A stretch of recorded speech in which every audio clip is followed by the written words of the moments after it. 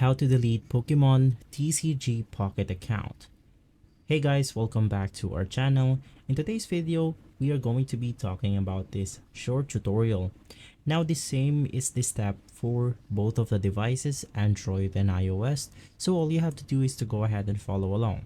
So basically, first things first, all you have to do is to go ahead and open up the application, which is the Pokemon TCGP. And from here, just go ahead and wait for the application to finish loading. And right after loading in, all you have to do is to go ahead and click on the three lines at the bottom of your screen. You can just go ahead and see them by the icons below your screen, and right after this pop-up menu will show up. From here, all you have to do is to go ahead and click on others, and from here you want to click on account.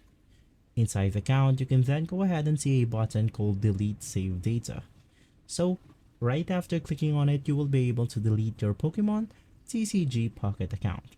If this video has been helpful, please leave us a like and subscribe. I'll see you on the next one. Thank you. Bisay na lang.